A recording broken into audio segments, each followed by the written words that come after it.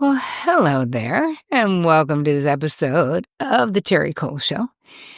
I'm so psyched that you guys are here. We're entering part 2 of a 2-part series about boundaries and high-function codependency. And we're going to be talking about a whole bunch of stuff today. So in the last one, I covered some boundary basics, talked about HFC and the crossover of high-functioning codependency with boundaries. So make sure you check out part 1 if you have not seen that yet. This is part 2. So in this episode, I'm going to be reviewing when to set a boundary or know when one is needed, because this has been a question I get over and over. A lot of you have mentioned that you don't know when it's appropriate to set a boundary because unhealthy behavior was normalized in your family of origin. So we're going to go over all 5 types of boundaries and some ways that you might want to consider setting boundaries, especially if you are a high-functioning codependent. So if you just happen to stumble onto this YouTube channel and you literally don't even know who I am, well, hello. My name is Terri Cole. I'm a licensed psychotherapist. I'm a relationship expert. I am the author of Boundary Boss and of Too Much, which is that book that's right there, right behind me. A Guide to Breaking the Cycle of High-Functioning Codependency, which you can get at hfcbook.com. And I want to make an announcement. You guys, this sounds crazy, but it's a true story. 69% of the people watching this video are not subscribed. What is the deal? Or as we used to say back in the day, what is the dealio? Like, why not? It's free. Go subscribe. And you guys love me and love the work. Great. I love you too. It helps me continue to do the work and provide so much stuff for free is having this support. So if you haven't subscribed, dude, it costs you no money. It helps me. Not to mention, when you subscribe and you hit that bell, then you also get notified every time I roll out something new, which is every Tuesday and every Thursday. So you don't want to miss any of that stuff. So we're moving on into the episode itself. Questions. And a lot of what I'm basing this part 2 of this series on is the questions that you guys have had in the comments about boundaries and being identified as an HFC. So one of the big questions people have is, when is it okay to set a boundary, right? Like, are my needs actually reasonable? Is what I want too much? Is a lot of the questions. And I say, as long as you're on your side of the street and you're not using the term boundaries as like a way of controlling someone, I think you're good. So what is the difference between boundaries, a boundary request, and an attempt to control? I had someone on the interweb say to me, my boyfriend says it's his boundary that when I'm out with my friends that I text or call him every hour. Is that a boundary? No. That's not a boundary. So, because a boundary is something you do for yourself, right? That is control. That's someone who's trying to control you because they feel insecure that you're out with your friends, is what it sounds like to me. The boundary that could be drawn when that person made that request is she could have put a limit on that and saying, I'm not comfortable with that. I'll call you when I get where I'm going, and I'll text you when I'm leaving to come home, right? Like, so she could have countered that to try to give them something, right? If you know your partner's insecure and you're not trying to make them more insecure, but you still don't want to be manipulated by that. So anyway, that's an example of the difference between a boundary and someone trying to exert control or coercive control over you. If we are looking at the 5 types of, let's just break it down, because this is a little bit like Boundaries 101. I haven't talked about the foundations of boundaries in a long time, and I think it can be helpful to revisit. So different types of boundaries. We have physical boundaries, sexual boundaries, material boundaries, emotional boundaries, and mental boundaries. So what is physical boundaries? Is your body, right? This is your biggest physical boundary is your body. And so you have ideas about how close you want someone to stand to you or to sit to you or to walk behind you. Maybe you like a handshake instead of a hug. Maybe you like neither, right? We all will have our preferences when it comes to our physical boundaries. This is why you have some people who are very affectionate and will touch strangers. I hate to say I am that person. I am that person.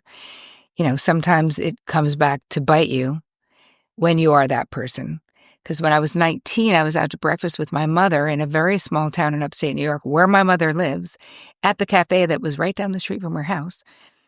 And the waitress came over, and I put my hand on her belly and I smiled at her. I touched her belly. And she said, "Yeah, I'm trying to lose it." Okay, so I thought she was pregnant, but she was not. And my mother was like, "Oh my God, Terri, did you just touch her stomach and basically say you think she's pregnant?" I was like, apparently I did. Anyway, that was the last time I ever touched someone's stomach without their permission. That was very embarrassing, though. Then we have sexual boundaries. So that's how you like to be touched sexually. What are your sexual boundaries? This could also have to do with sexting, right? Are you comfortable being sexual? If you're in a long distance relationship and the person wants to, have sex over Zoom, I don't even know, maybe I'm just old, but I don't even know how people would do that. But I know people do it. So that's someone who, if that doesn't overstep a boundary.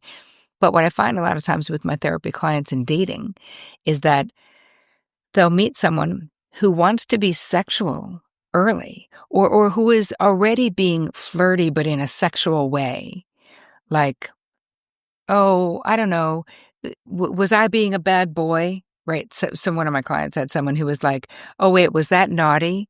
Like, question mark. And she was like, "I do not like that." Like, already there is something. And then she immediately, because she had good boundaries, was like, "Yeah, that's too soon. Too soon for wherever you're going. That doesn't work for me." It was like, "Oh, sorry about that." But the thing is, it already sometimes tells you about the person or what they have in mind. So I think that we need to know our physical boundaries. We need to know our sexual boundaries.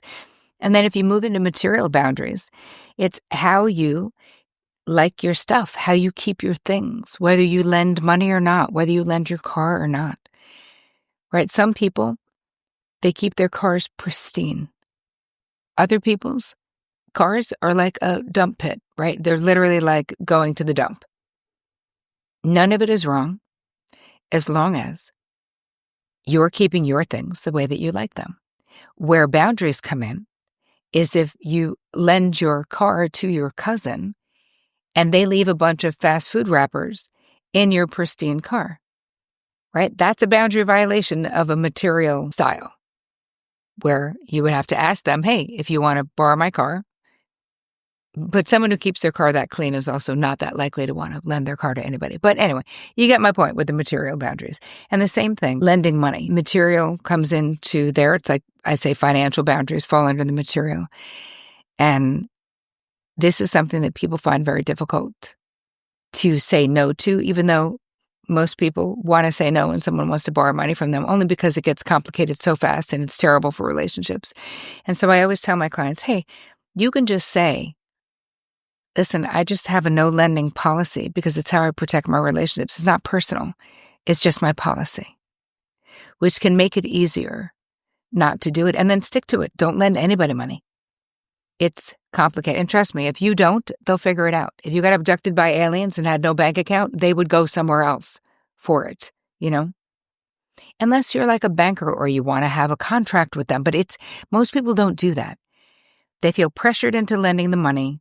They lend the money, and then when the other person doesn't pay back the money, but then suddenly is going to Atlantic City for the weekend, the person who lended the money is pissed. And how much control do you have of what people do when they don't pay you back? You're like, "Wait, you're going on vacation, but you still owe me $4,000? Like, how is that happening?" It is such a setup for problems. So my feeling is, don't lend. If someone needs money from me, if I cannot afford to give you the money, if I can afford to give it to you, I will give it to you, no strings attached. You can have it.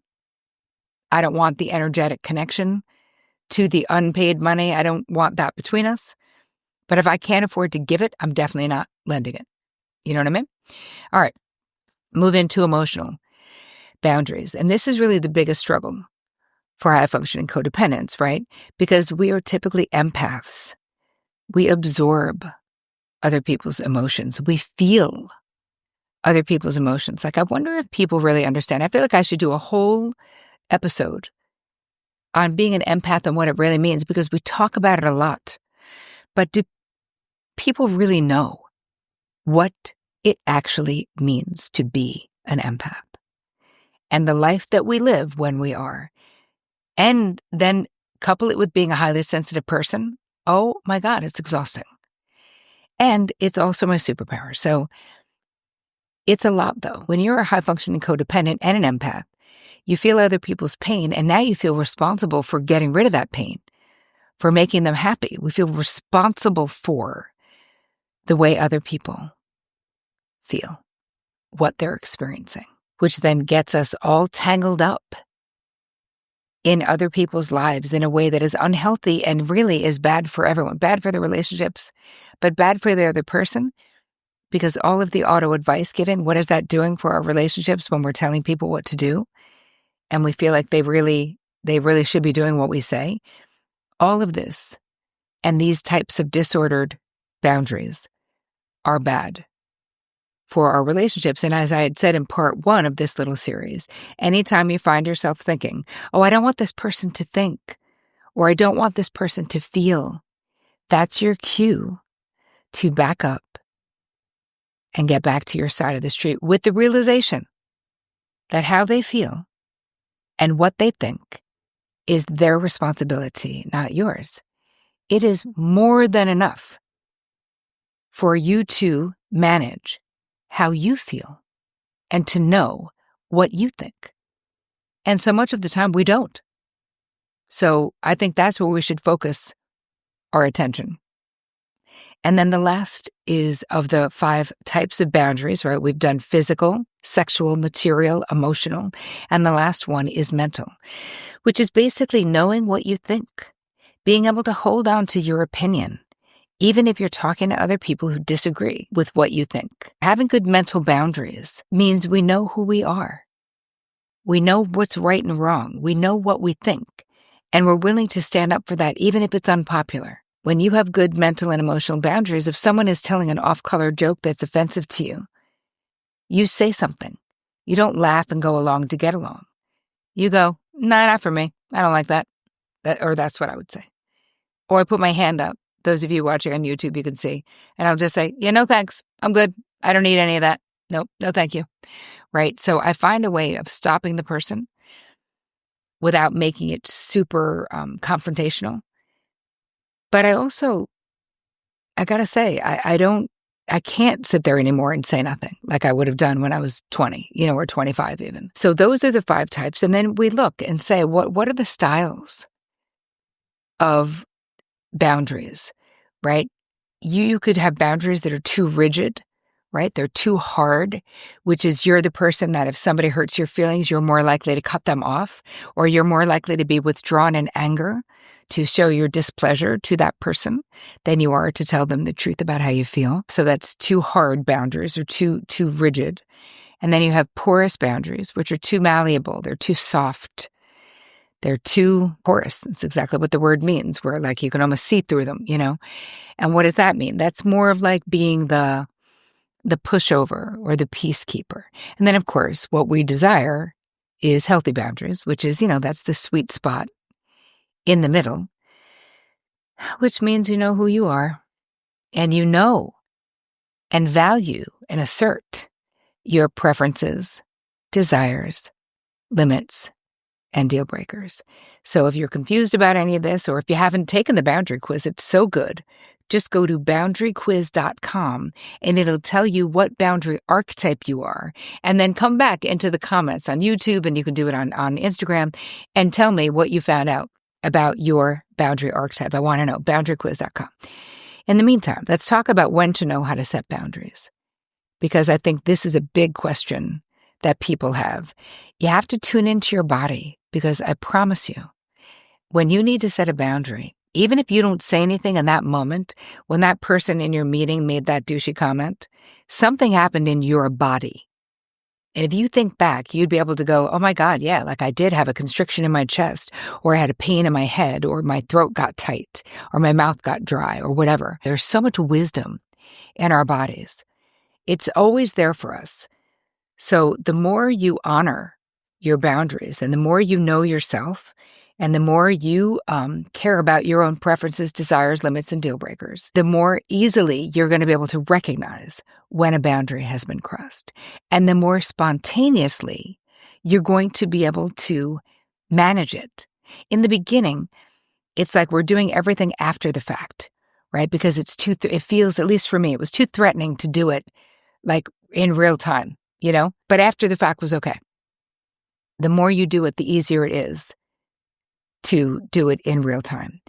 So if you're wanting to know where you need boundaries or where you're self-abandoning, right, where you're not speaking up, you're going to do a quick resentment inventory, which I'm providing for you in the guide. Just go to terricole.com/guide, because this really does serve as a GPS to get you to where you need to set better boundaries as an HFC or not, right? Resentment is incredibly helpful for us to understand our own resentment and where we're feeling resentful. And let's talk about just some quick tips before we wrap it on how to set healthy boundaries. Like, how do we actually do it? Well, you want to start by give yourself a 24-hour, right, decision-making policy, meaning it's easier to set a boundary and say no if you haven't already given an auto yes. So if somebody asks you to do something and you don't want to do it or you don't know, just buy time. Just say, I have a 24-hour decision-making policy. I'll tell you in a day. It's so much easier to say no when you haven't already said yes.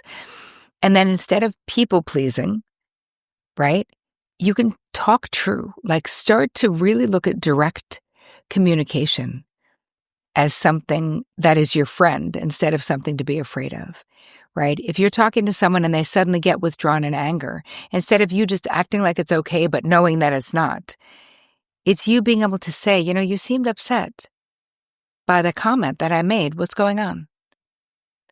Or can you tell me what happened? Right? Sometimes you'd be shocked that just asking the question, someone may tell you, but it's got to be us. If we've been the one who's kind of keeping the unhealthy, disordered boundaries going, it's sort of got to be us who are going to clean it up, And I think that you've got to get super clear as to what is your side of the street and what is not, meaning what is your responsibility? What is someone else's responsibility? So if you're a fixer, an auto fixer, which many of you are, and I know it, we cannot do this for other people. It's like you can't go to the gym for someone to cure their diabetes. You get it? We can't get results for other people, which is why we really have to just focus on keeping our eyes on our own paper. And I want you to start in low-stakes situations. So you're going to start with more boundaries, but we don't have to start with the most difficult relationships we have in our lives, please. Let's just start with, people at work, more low-stakes situations.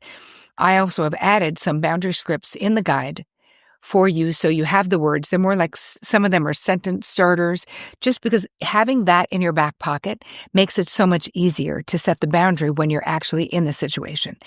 And you guys, if you love talking about boundaries and health and effective communication and HFC-ness and all the things, if you love this, if you want more of this, join my membership, right? We have Q&A calls every single week. We have access to some of my signature courses. It's just amazing in there. I think you guys would love it. So I want to hear how this part 2 of this series felt for you. What did you learn? Let me know. If you want to check out my community, go to terricole.com/TCM for Terri Cole membership. Thank you for being with me. I hope you guys have the most amazing week. And as always, take care of you.